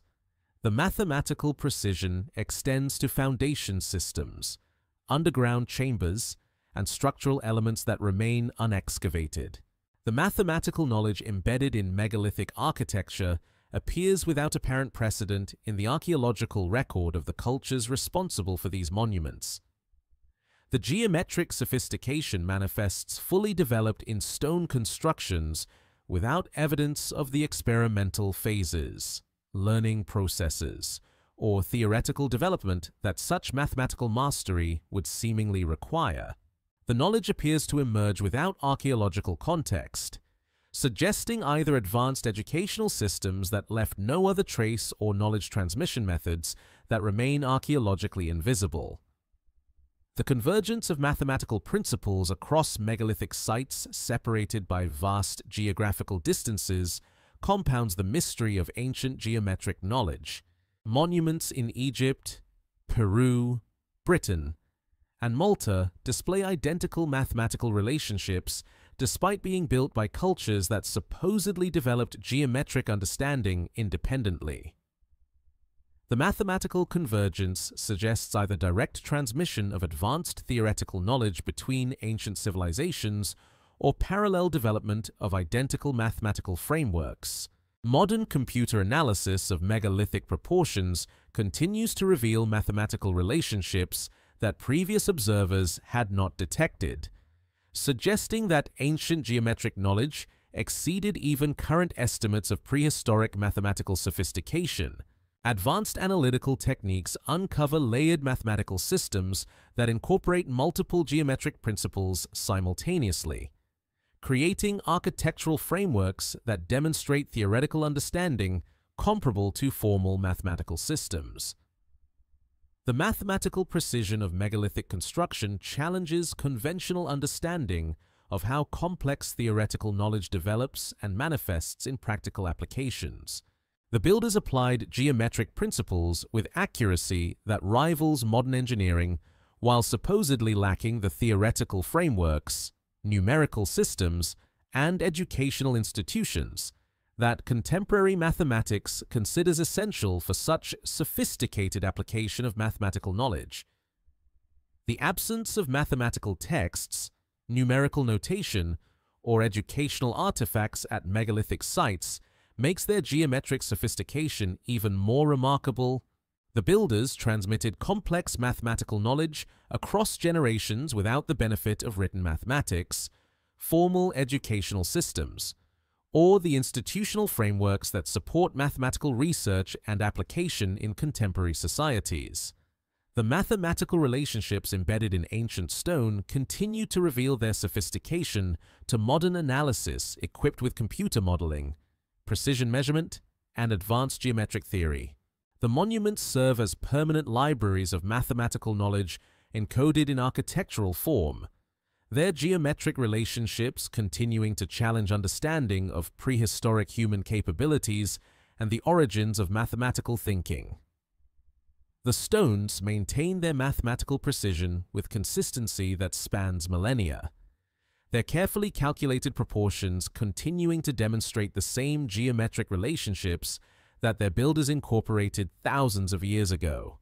They serve as permanent testimony that mathematical knowledge can manifest in forms that transcend the theoretical limitations of their historical context, creating monuments whose geometric sophistication continues to reveal itself to observers equipped with appropriate analytical tools and mathematical understanding.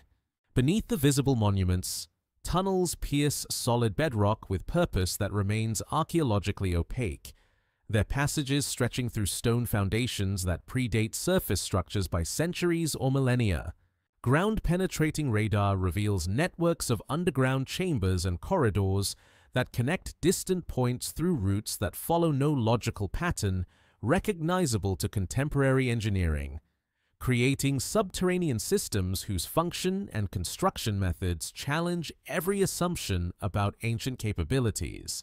The underground complex at Derinkuyu in Turkey extends 11 levels deep into volcanic rock, accommodating thousands of inhabitants in chambers carved from living stone with precision that rivals modern excavation techniques.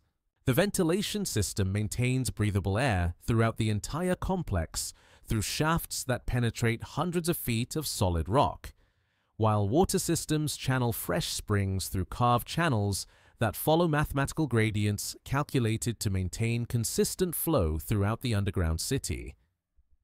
Archaeological investigation reveals construction techniques that defy conventional understanding of ancient excavation capabilities. The builders removed millions of cubic feet of solid rock using tools that left no trace in the archaeological record, creating spaces with ceiling heights, wall thicknesses, and structural supports that demonstrate advanced understanding of excavation engineering and rock mechanics. The work required organizational capabilities that could coordinate large-scale construction projects across decades or centuries while maintaining architectural consistency throughout the entire complex. The precision of underground stonework matches or exceeds that found in surface megalithic monuments, with chamber walls carved to tolerances measured in millimeters and ceiling configurations that distribute structural loads according to engineering principles that formal architecture would not recognize for millennia. The builders understood rock stress patterns, excavation stability, and structural design principles that enabled them to create vast underground spaces without the collapse or structural failure that typically accompanies large-scale excavation in volcanic rock. Only took several decades of archaeological investigation to reveal the true extent of underground megalithic construction, yet the implications of these discoveries continue to challenge conventional understanding of prehistoric human capabilities. The subterranean networks suggest organizational abilities, technical knowledge, and construction capabilities that exceed anything attributed to the cultures responsible for their creation. The acoustic properties of underground megalithic chambers reveal sophisticated understanding of sound engineering principles applied to excavated spaces carved from solid rock. Many tunnels and chambers demonstrate acoustic effects that amplify voices, create resonance phenomena, and manipulate sound propagation in ways that require mathematical understanding of wave behavior in underground environments.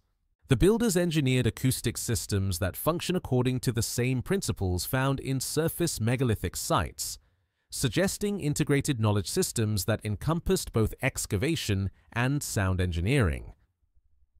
At New Grange in Ireland, passages carved through earth and stone led to chambers that predate surface construction by centuries, their walls lined with precision stonework that matches the quality found in visible portions of the monument.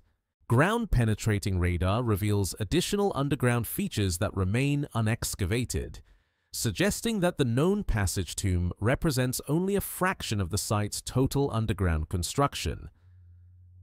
The mysterious tunnels of Europe stretch for hundreds of miles through bedrock that would challenge modern excavation equipment, connecting distant sites through underground routes that bypass surface terrain obstacles. These passages, known as Erdstall in German-speaking regions, demonstrate excavation techniques that removed solid rock with efficiency approaching that of contemporary tunnel boring machines. Yet they were carved using technologies that left no archaeological evidence except the tunnels themselves. The dating of underground megalithic construction presents challenges that exceed even those faced by surface monuments.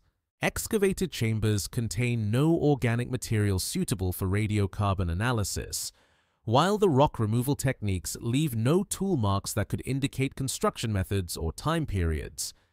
The underground networks exist in temporal suspension. Their construction dates completely unknown despite their obvious relationship to surface megalithic sites.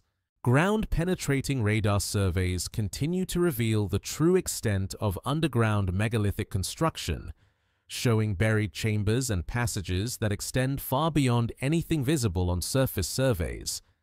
Many sites that appear to consist of simple stone circles or isolated monuments actually represent the surface expressions of vast underground complexes that remain completely unexcavated. The engineering challenges of underground megalithic construction exceed those posed by surface monuments in every measurable category. Excavating chambers in solid rock requires removal of material measured in millions of cubic feet, while maintaining structural stability throughout the excavation process demands understanding of rock mechanics that formal geology would not recognize for millennia. The builders accomplished underground construction that contemporary engineering approaches with considerable caution and advanced equipment. The ventilation systems of underground megalithic sites demonstrate understanding of airflow dynamics, pressure differentials, and atmospheric circulation that enable large numbers of people to inhabit spaces deep beneath the surface. The builders calculated shaft dimensions, chamber configurations, and airflow patterns that maintain breathable atmospheres throughout complex underground networks, suggesting engineering knowledge that encompasses both excavation techniques and environmental control systems. The water management systems found in underground megalithic complexes reveal hydraulic engineering capabilities that formal hydrology would not recognize until the development of modern fluid dynamics. Channels carved in bedrock maintain precise gradients that ensure consistent water flow over distances measured in miles, while drainage systems prevent flooding and moisture accumulation in underground chambers that would otherwise become uninhabitable.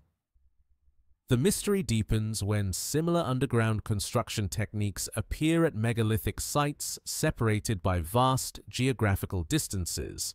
Excavated chambers in Turkey display construction methods nearly identical to those found in underground complexes in Peru, despite being separated by continents and supposedly built by cultures that had no contact with each other. The convergence suggests either direct transmission of advanced excavation knowledge or independent development of identical underground construction technologies. Modern attempts to understand underground megalithic construction through experimental archaeology have achieved only limited success. Despite access to contemporary excavation equipment and theoretical knowledge of rock mechanics, the ancient builders accomplished underground construction that modern engineering approaches with considerable difficulty, creating excavated spaces whose stability and functionality continue to exceed contemporary understanding of excavation engineering principles. The underground passages maintain their structural integrity with consistency that spans millennia, their carefully calculated dimensions and support systems continuing to function as their builders intended thousands of years ago.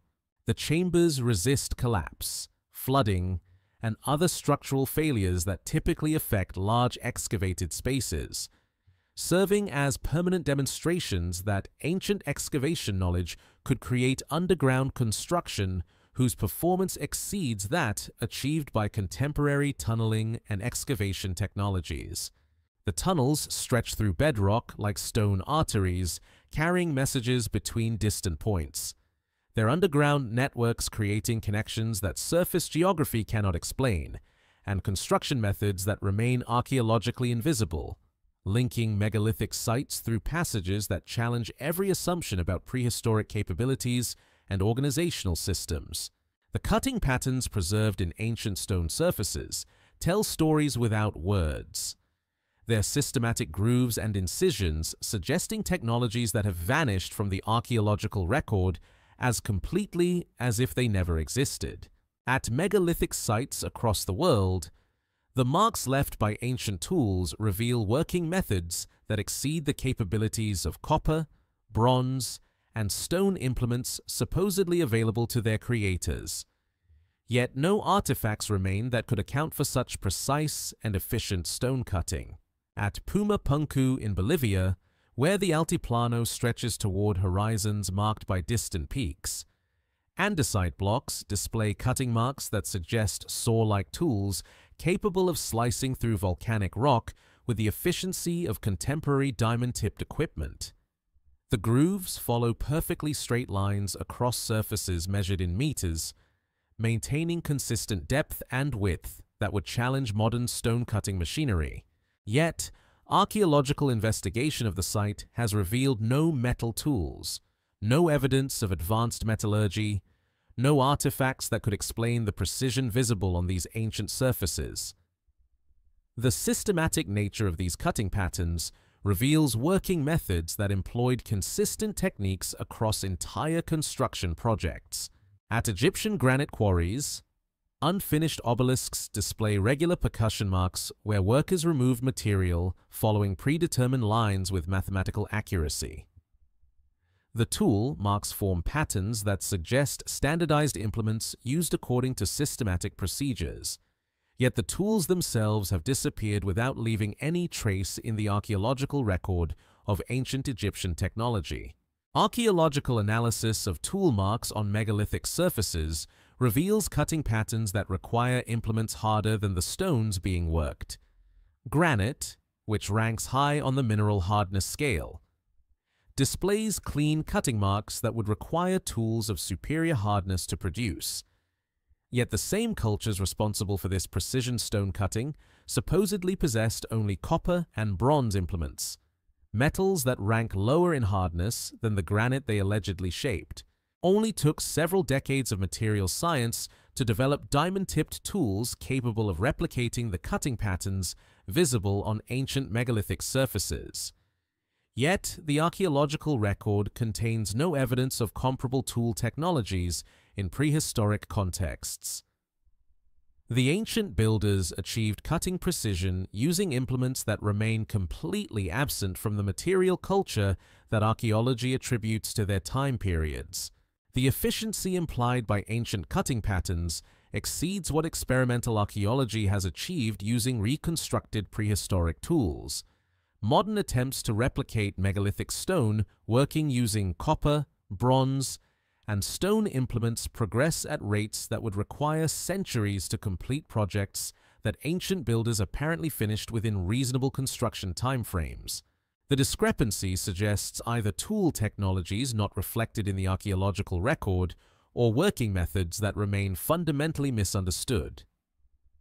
At Lebanese quarries near Baalbek, limestone blocks display cutting marks that suggest tools capable of removing material at rates approaching those of contemporary quarrying equipment. The surfaces show evidence of systematic material removal following planned cutting sequences that maximized efficiency while maintaining precision. Yet, no artifacts have been discovered that could account for such advanced quarrying capabilities, creating technological gaps between achievement and available tools. The preservation of tool marks on ancient stone surfaces creates permanent records of working methods that exceed the capabilities seemingly available to their creators. Unlike organic tools that decay or metal implements that corrode, the stone surfaces maintain precise documentation of ancient cutting techniques that can be analyzed using contemporary materials, science, and tool mark analysis. The evidence speaks of capabilities that transcend the technological limitations supposedly governing prehistoric stoneworking. The cutting patterns reveal understanding of stone's internal structure and optimal removal techniques that formal geology and material science would not recognize until the development of modern quarrying theory. Ancient workers followed natural fracture planes, exploited crystalline weaknesses, and employed controlled splitting techniques that demonstrate sophisticated knowledge of rock mechanics and material properties. Ground-penetrating radar surveys continue to reveal unexcavated stone working sites that may contain tool caches or workshops that could illuminate ancient cutting technologies. Many megalithic sites show evidence of extensive quarrying and stone preparation activities that remain buried beneath soil and sediment, suggesting that the tool technologies responsible for megalithic construction may await discovery in contexts that have not yet been archaeologically investigated. The acoustic analysis of tool marks reveals information about ancient working methods that visual inspection cannot detect.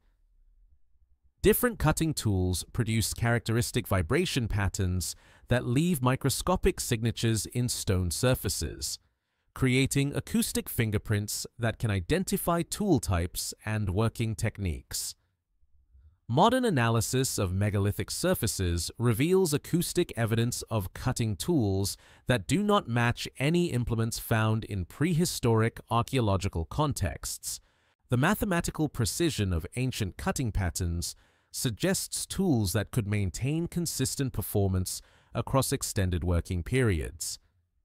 Many megalithic surfaces display cutting marks that maintain uniform depth, width, and spacing across large areas, implying implements that resisted wear and maintained sharp cutting edges despite prolonged use on hard stone surfaces.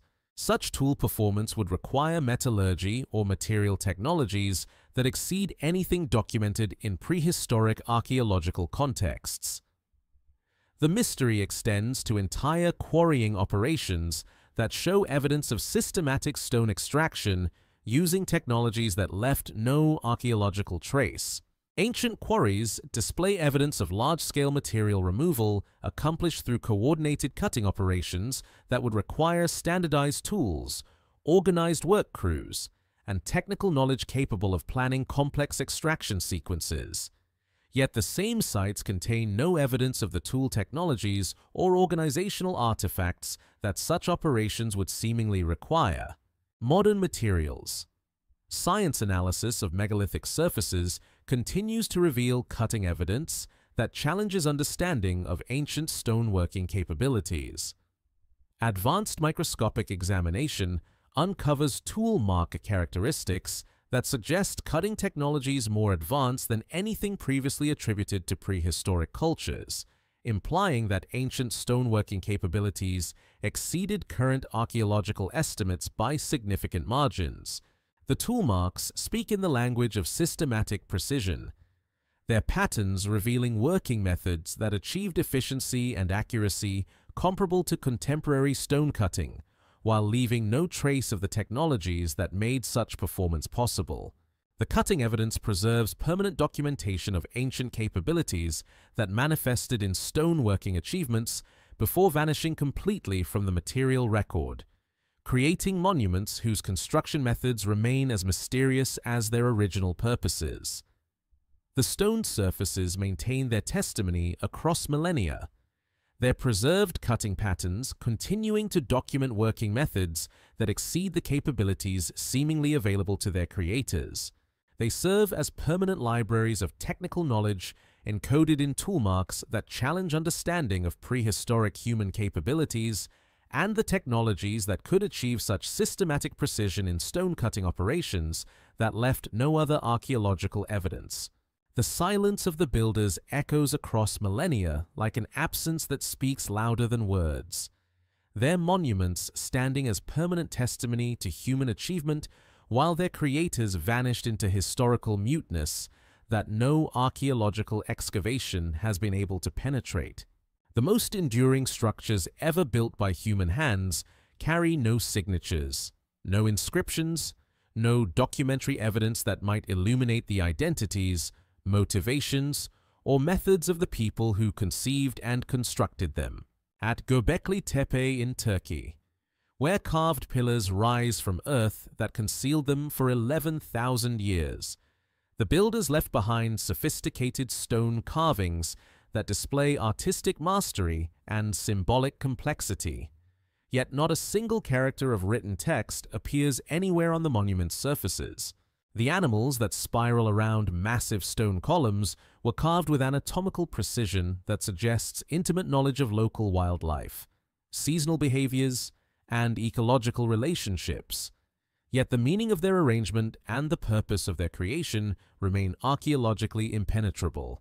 The absence of written records at megalithic sites extends beyond simple lack of literacy to encompass complete absence of symbolic systems that might preserve information about construction methods, architectural purposes, or cultural contexts. Even cultures that developed sophisticated artistic traditions, complex tool technologies, and advanced mathematical knowledge left no explanatory texts that might illuminate their greatest achievements. The monuments stand as finished sentences in an unknown language, their meaning clear in general terms but opaque in specific detail. Archaeological investigation reveals evidence of careful planning and long-term organization at megalithic sites, yet no artifacts preserve the administrative records, construction schedules, or logistical documents that such complex projects would seemingly require. The builders coordinated massive construction operations involving hundreds or thousands of workers across decades or centuries, while leaving no trace of the organizational systems that made such coordination possible. Only took several millennia of written human history to develop documentary traditions capable of preserving detailed records of monumental construction projects. Yet, the megalithic builders accomplished their greatest achievements without creating any permanent records of their methods, motivations, or identities. The silence feels intentional, as though they understood that stone would outlast parchment and that their monuments would speak more eloquently than any written explanation. The mystery deepens when similar patterns of documentary absence appear at megalithic sites across vast geographical distances. Builders in Egypt, Peru, Britain, and Malta all created sophisticated monuments while leaving no written records that might explain their construction methods or cultural purposes. The convergence of silence suggests either shared cultural practices that discouraged written documentation or parallel development of traditions that valued permanent construction over temporary record keeping.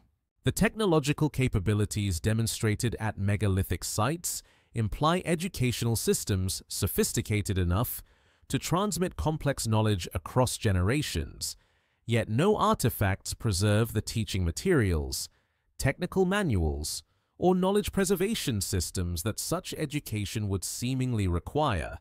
The builders possessed mathematical understanding, astronomical knowledge, acoustic engineering skills, and construction capabilities that had to be learned and transmitted.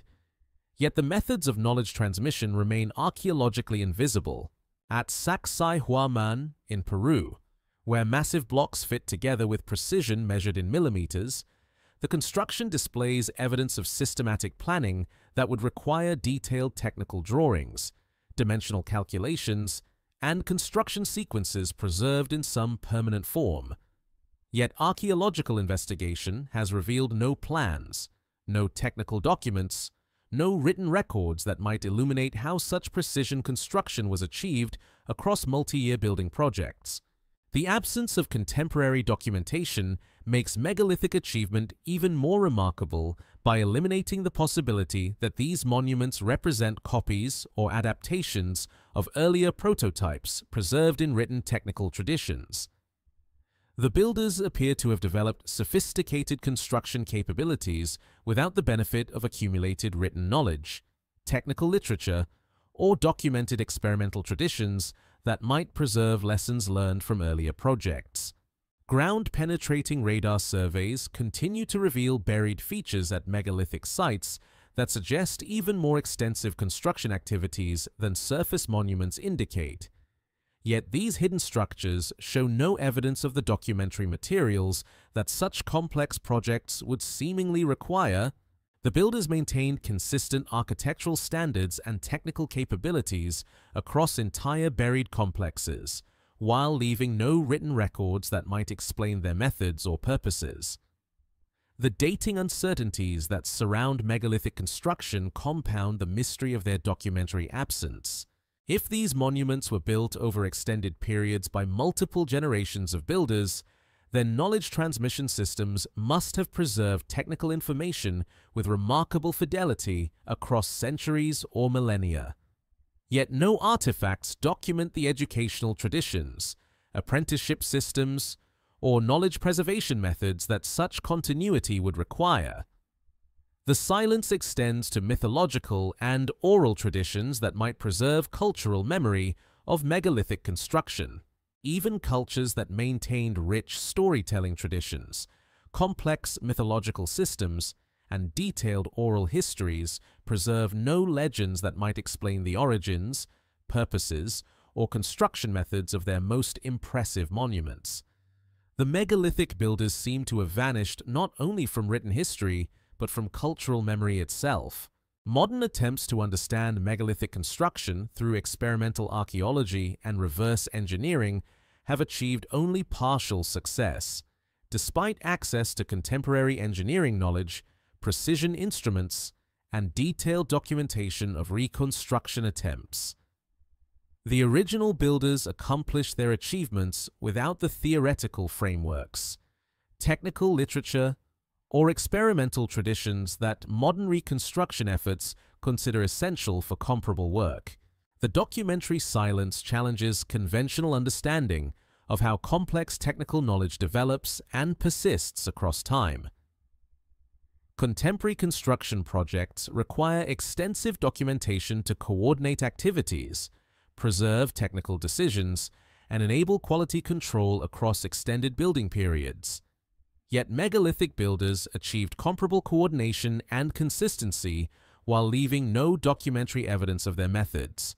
The mystery suggests either knowledge transmission systems that operated without written documentation or construction methods, so fundamentally different from contemporary approaches that they required no permanent records.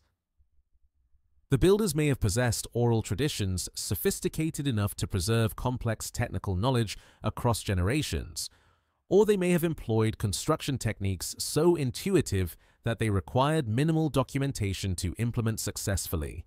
The monuments maintain their silent testimony across millennia, their sophisticated engineering and mathematical precision continuing to function without the documentary support that contemporary projects consider essential. They serve as permanent demonstrations that human knowledge can manifest in forms that transcend the record-keeping systems that modern civilization considers necessary for complex achievement, creating lasting works whose construction methods remain as mysterious as their original purposes. The silence speaks of builders who understood that stone would outlast words, that monuments would preserve their achievements more permanently than any written record, and that their greatest works would communicate across time without need for explanation or documentation. The megalithic builders achieved immortality through construction rather than literature, leaving behind achievements that continue to challenge understanding while their identities remain lost in historical silence. Climate patterns shift like slow breathing across geological time, their rhythms revealing that some megalithic monuments predate the stable conditions that mainstream archaeology considers essential for the development of complex human societies. Ice core data and paleoclimatic analysis document environmental changes that challenge conventional timelines of cultural evolution, suggesting that sophisticated construction capabilities emerged during periods of climatic instability that supposedly prevented the social complexity necessary for monumental architecture. The construction of Göbekli Tepe in Turkey coincided with the final phases of the last glacial period, when ice sheets still claimed vast territories to the north and sea levels remained hundreds of feet below their current boundaries. The monument's builders worked during a time of dramatic climatic transition, when changing precipitation patterns, shifting vegetation zones, and unstable weather systems supposedly made settled life impossible. Yet, they accomplished construction projects that required coordinated effort across decades or centuries, suggesting organizational capabilities that transcended the environmental limitations traditionally thought necessary for complex society. Archaeological investigation reveals that many megalithic sites display evidence of construction activities that began during periods of climatic stress and environmental uncertainty. The builders